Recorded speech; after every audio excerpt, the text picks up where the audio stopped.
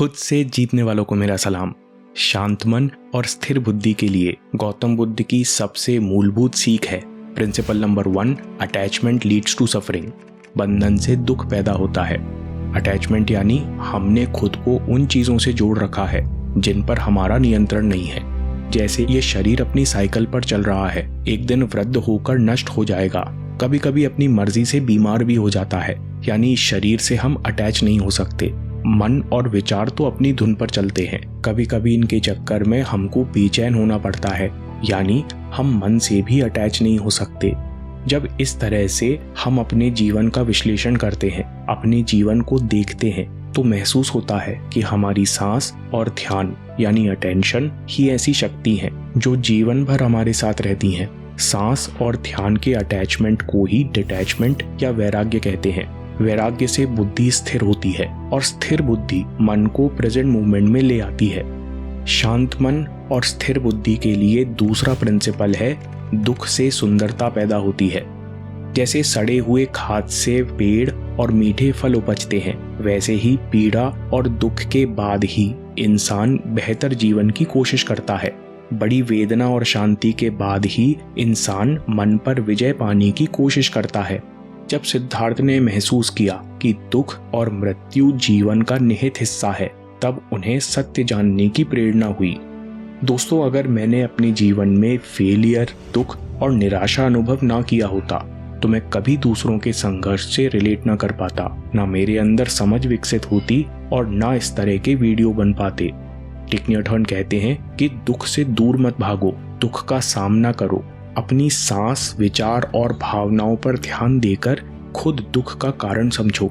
जब हम दुख की आंखों में आंख डालकर देखते हैं, तब हम ये खुद जानते हैं कि अभी इस पल में ना रहना दुख है।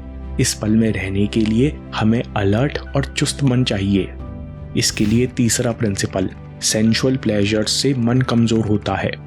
गौतम बुद्ध कहते हैं कि जैसे आंधी कमजोर पेड़ को उखाड़ फेंकती है, वैसे ही माया उस इंसान की जड़ें यानी विवेक को उखाड़ देती हैं जो इंसान केवल मजे के लिए जीता है। मन के ऊपर बुद्धि और बुद्धि के ऊपर विवेक है। विवेक सही गलत की पहचान कराता है, फिर बुद्धि मन को दिशा देती है। विवेक के नष्ट होने से इंसान कभी लक्ष्य नहीं साध पाता और बिना जड़ों के पेड़ जैसे इंसान मुंह के बल गिरता है। सेंसुअल प्लेजर यानी इंद्रिय सुख क्या है? हम मनपसंद भोजन करते हैं तो जीभ को अच्छा लगता है, अच्छी खुशबू सूंघते हैं तो नाक को अच्छा लगता है, महीन कपड़े पहनते हैं तो खाल को अच्छा लगता है। इन्हें कहते हैं इंद्रियों से मिलने वाला सुख यानी प्लेजर्स ऑफ द सेंसेस। इंद्रिय सुख अपने आप में गलत नहीं है, लेकिन एक के बाद एक इच्छाओं के पीछे भागना, शरीर के सुखों के लिए अतृप्त रहना पहले मन को बेचैन करता है, फिर बीमार करता है और अंत में लाचार बना देता है। यानी हर प्रकार का एडिक्शन असल में सेंसुअल प्लेजर्स का बिगड़ा हुआ रूप है। फिर हमको क्या करना चाहिए? इसका उत्तर है अगला प्रिंसिपल में। स्थिर बुद्धि के लिए चौथा प्रिंसिपल कहता है उचित लक्ष्य की इच्छा करना। गौतम बुद्ध कहते हैं कि जिस तरह बारिश कमजोर छप्पर में रिसकर घर को गीला कर देती है, रहने लायक नहीं छोड़ती, वैसे ही वासनाएं और कामनाएं कमजोर मन में प्रवेश करके उसे रहने लायक नहीं छोड़ती। इसका ये मतलब नहीं है कि हम सारी इच्छाओं को खत्म करना चाहते हैं। शांत मन, स्थिर बुद्धि की इच्छा, मन को जीतने की इच्छा, दूसरों की सेवा की इच्छा विवेक जगाती है, मन को प्रबल बनाती है और ऐसा जीवन बनाती है जिससे सब प्रेरणा ले सकें। स्थिर बुद्धि के लिए हमें क्या करना होगा? गौतम बुद्ध कहते हैं कि मन में उचित लक्ष्य बनाए रखने से हम भटकाने वाली इच्छाओं से बचते हैं और इसी को मन को साधना कहते हैं। उचित लक्ष्य को साधने में हमारी मदद कौन करते हैं? शांत मन और स्थिर बुद्धि के लिए पांचवा प्रिंसिपल है अच्छे लोगों की संगत से मन को आराम मिलता है। समझदार और सकारात्मक संगति से मन बुराइयों को त्यागने की कोशिश करता है और श्रेष्ठ लक्ष्य की तरफ मुड़ता है।